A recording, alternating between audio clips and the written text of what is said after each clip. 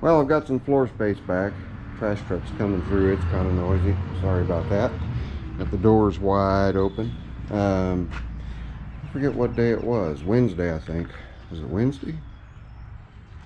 Yeah, I think it was Wednesday. Dave wanted me to go with him to go look at a little Kubota 3-cylinder diesel garden tractor. So we headed over there, and I have a common practice that whenever I go somewhere for one thing, I will always ask, well, is there anything else that you guys are looking to get rid of or unload or take to scrap or what have you? And this was a large farm, and well, I came out with another 54-inch white. It's almost identical to the one that I repaired last season and got back going again. And I don't know if you can hear it. This tire right here, I can hear it hissing. So it needs tubes, and that front right needs tubes, and the other side needs sealed up. But it's got a 26 horse Briggs Intech on it, and it runs off a dribble of gas in the carb. Carb needs to come off and get cleaned up. Might need a valve adjustment too, but I doubt it will need a valve adjustment because that thing only has 106 hours on it. It looks like crap because it has been sitting in a barn for years, just collecting hay and straw and varmint poop and all that. So I get to degross it after I get it back in service, but we'll see how much it takes to get her going. If it turns out that I've got a bad hydro, or the gentleman's father passed away and he inherited this from his father, and he would have he didn't use it. But looking at the damage to the deck and whatnot, I'm not really believing that hour meter. I don't know if they have the capability of resetting themselves or not. But if nothing else, that 26 horse will come off, and we'll replace the 22 horse in Winnie the Pooh. And then Winnie the Pooh's 4 tires are kind of rough, so I have the Cub Cadet tires here that I'm going to break down and put on Winnie the Pooh. Got all 4 of them there. They've all got great tread. And then we're standing next to a 16 GTH Simplicity, and this thing is a 1989 is the year of this. It is a hydro, and it is sporting a 16 horse Vanguard that does run. I bypassed the gas tank. You can see we've got some oxidization going on there. Carb definitely needs cleaned on this one too, but this one will start on a little squirt of gas, and sounds real nice. So if the tractor itself doesn't turn out to be decent, because the deck is completely rotted through where the base plate bolts to the deck, and I'll lift the deck and maybe you guys can see me close that gap there. You ready?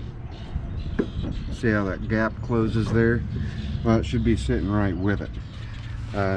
So the deck needs a considerable amount of work. And the vintage of these weren't the most popular, mainly because vertical shaft engine instead of a horizontal shaft. They weren't as capable I guess you would call this a lawn tractor, not a garden tractor. So, excuse me. The engine will definitely stay in the family for transplant wherever it's needed. I will need to go through the carburetor, but it sounds really good. It sounds real healthy. I don't believe this one has an hour meter on it. It does have an hour meter on it. 539.6 hours. And I believe that. The reason why I believe it is because everything works.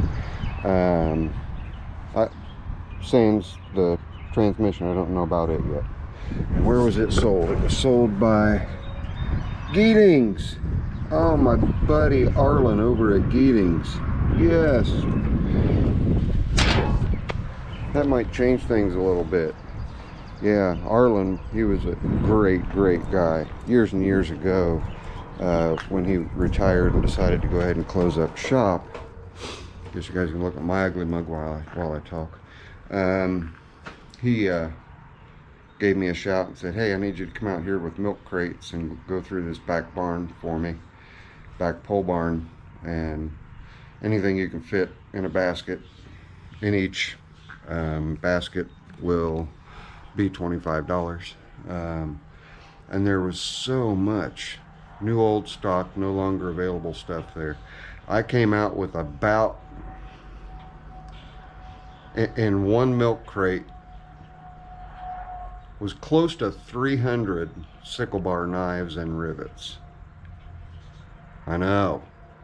In fact, that's where that yard cart came from. The yard cart came from Arlen. And I asked him every time I went, because I went for about a week and a half helping him clean stuff out.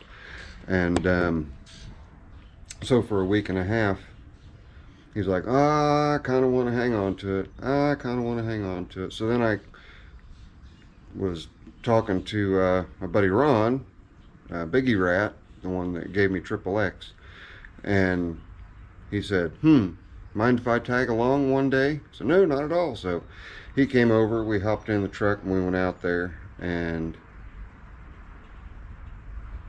would you believe, Ron walked up to Arlen and said, what do you take for that trailer? And Arlen said $75. I was like, Arlen, I've been asking you for that for a week and a half. And he said, well, I woke up this morning, just decided to go ahead and get rid of it. And he was the first one that asked. And I said, he wasn't the first one that asked. I've been asking for a week and a half. And he goes, that's true, that's true. Well, I'll leave it up to you and Ron. You two can battle it out. And Ron said, I'm fine with it. If you've been asking for it, you can have it. So fortunately, Ron is a great guy. He could have said, nope, I done latched on to it for $75. But that's where this yard cart came from. And there's still a smattering of parts around from that pick. Up top here, I've got a number of 5 horsepower rear engine rider electric start kits with a new flywheel with a ring gear, and even the old lead acid batteries that you have to activate and put the acid in. I've got 2 sets, 2 of those. One is mostly complete, one is complete. And I should have grabbed a hold of a bunch of those, and they were all for Briggs. One of those, or a few of those, they had the 120 volt. So it almost looks like it's about to rain on our parade here. I've got Sean coming out. You guys may see him in the comments every once in a while, Sean Rumschlag. I hope I pronounced his last name right. He's coming out. He's bringing the Kwik loader back again. He's bringing the 7118. It has a bad bevel gearbox, and I did pick up a bevel gearbox for him, but in his absence he has restored another running board tractor that he wants to put the 18 horse Vanguard in.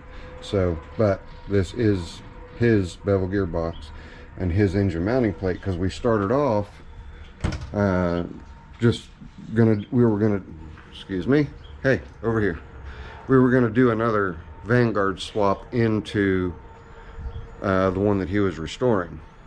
So what it wound up coming down to was he decided to just move the Vanguard over to the one that he had restored and move the Kwik loader off of the tractor it's on, and it has a cast iron 16 single in it, over to a later model Sovereign with power steering, so that it's easier for him to maneuver it. I did put poor man's power steering on that Kwik loader tractor, but with power steering he'll be in a lot better shape. And it's, you know, the Sovereign class that ran through the 90s. until the Prestige and Conquest and Legacy and all those come about. Yeah, the high horse. Let's see what else is going on. Oh, you see my Band-Aid? You see my Band-Aid? I am officially fully vaccinated. Another couple of weeks and I'm still going to wear masks, but I'll feel a little bit better about going out. So if you guys haven't gotten yours, go ahead and get them. There is a definite chance that I've heard from a number of people personally that the second shot you might feel kind of lethargic and sick and headachy and achy, like you're about to catch the flu for 30 or so hours, and then you snap out of it and you're fine. So that's yet to be seen. So all I've done here is a bunch of yammering for 11 minutes. Boy, I sure do yammer a lot. Well, I'm not quite done. I did in my slumber pick up meaning in the gaps between videos, I picked up another pair of Nipex, and my neighbor Dave has a set, and these are little handheld bolt cutters, and his are the 200 millimeter long. I wanted the 250. My hands aren't as strong as his. I'm not as young as he is, but picked those up. And if you guys look in my drawer, I've got metrics in here. I've got my pry bars in here, my hemostats, my ignition wrenches, and midget wrenches, and hose clamps, hose cutters,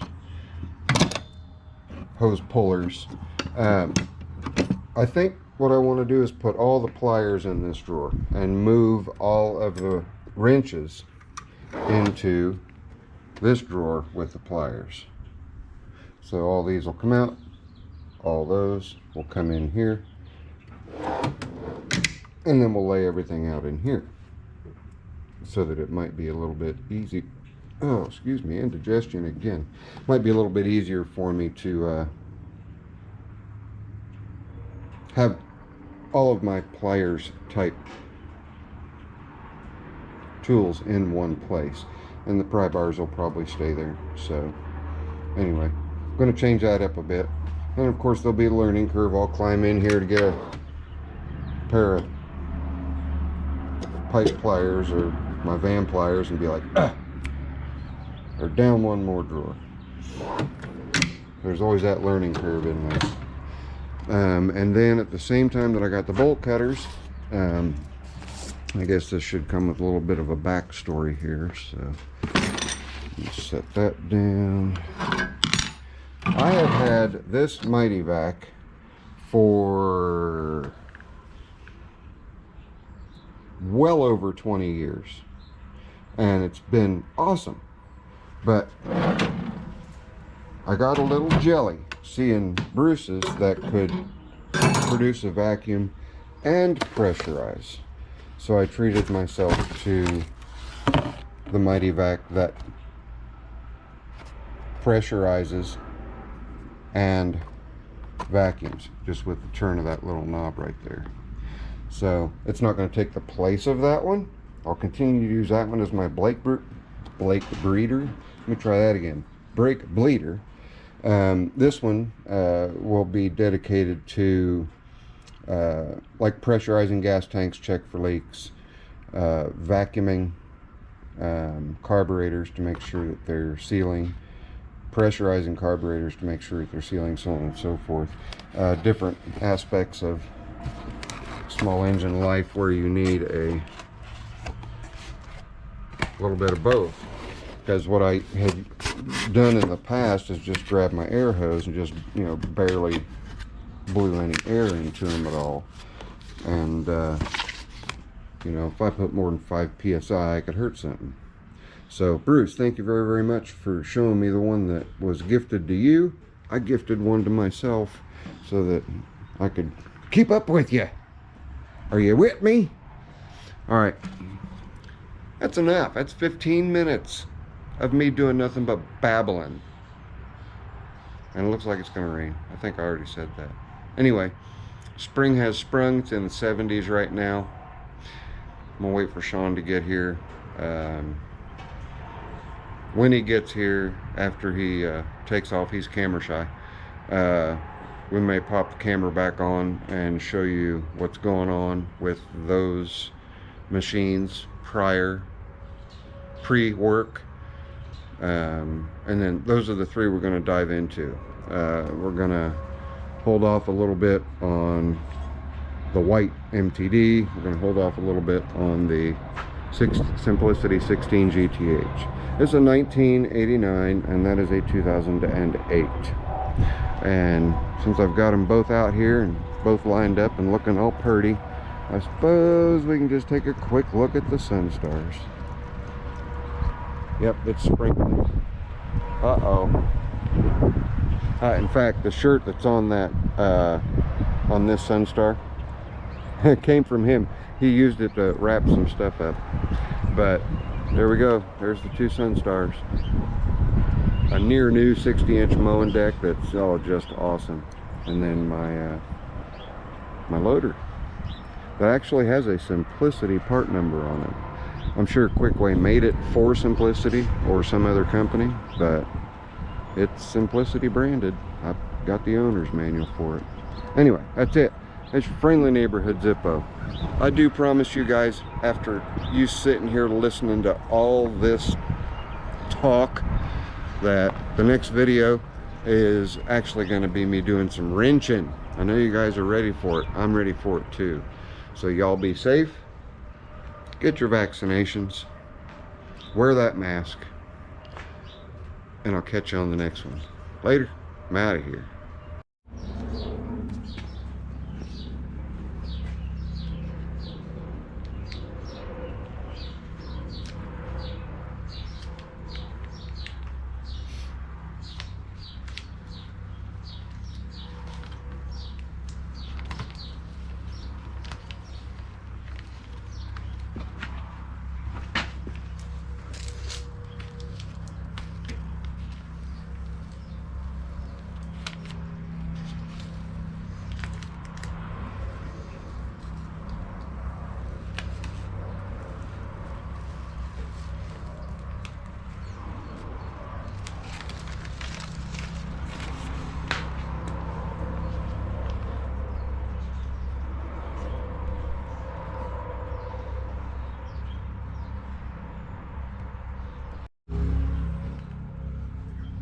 Well,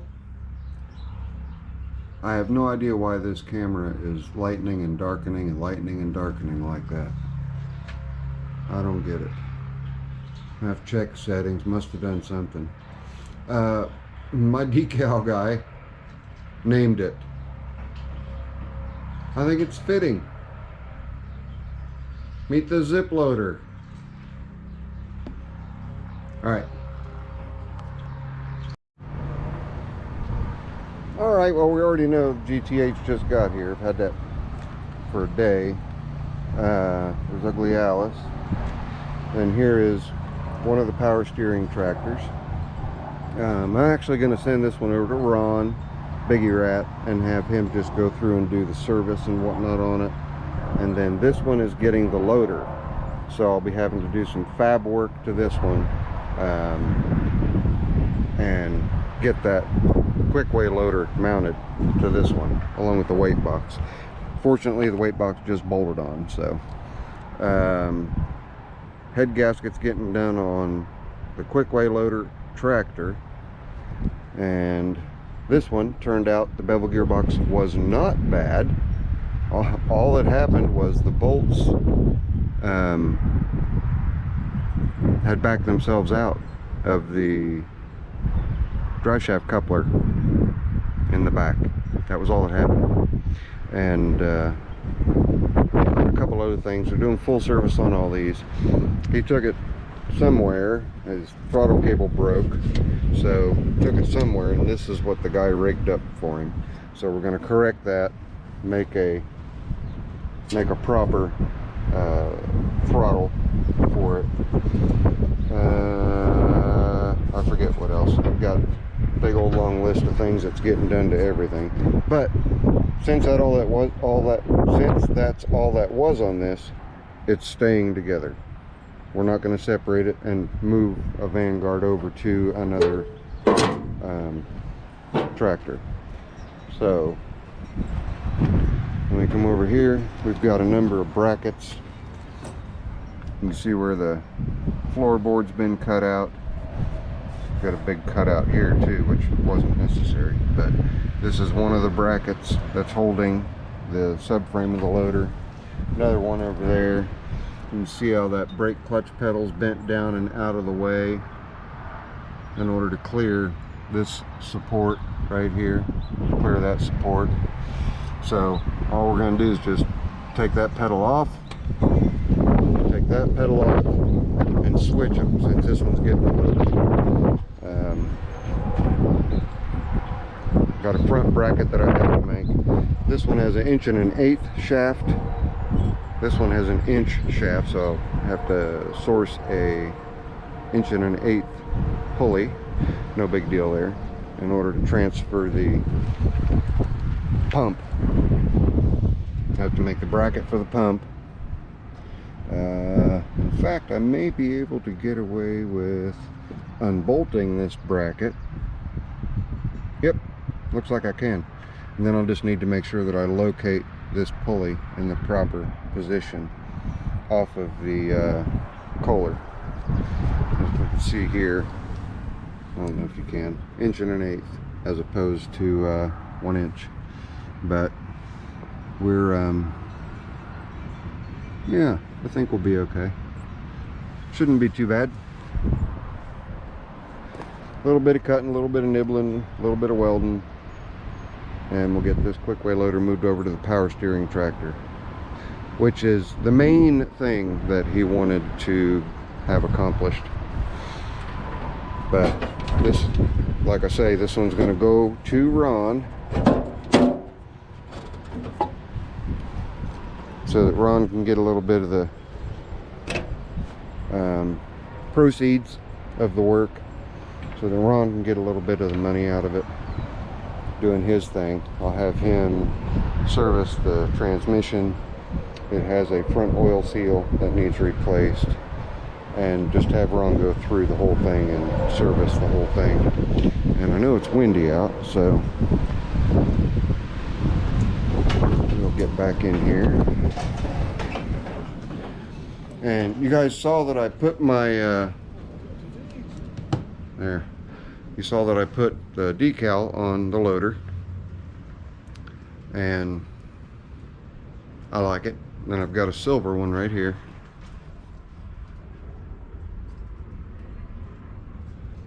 Like I said, there's going to be two, one on either side of the hood, just for fun, just because we can. But that's what's going on. Oh, I picked up that 16 GTH yesterday. There's a very good possibility I've already got it sold. A gentleman just randomly stopped by. He lives in the neighborhood over on Marywood. He pulled up on a Simplicity. I thought, well, what does he need? He needs something worked on. And he came over and said, this is Simplicity Heaven over here. I came to the right place. His buddy's needing something that will pull his yard roller. So I'm not familiar enough with these 16 GTH hydrostats to know if they're capable enough of doing that or not.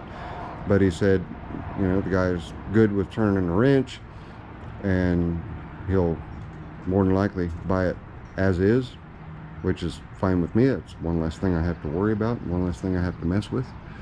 And then put just $1 or $2 in my back in my pocket, and that'll just leave the white to take care of, and the regular customers that come in for seasonal service, which I've got Mama Sue's Grasshopper to service. I've got Norris and Phyllis Teague's to service. I already serviced Donna Perry's. I've got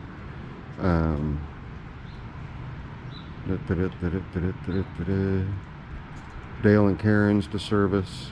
There's quite a few, but At any rate, shh, trying to talk over here.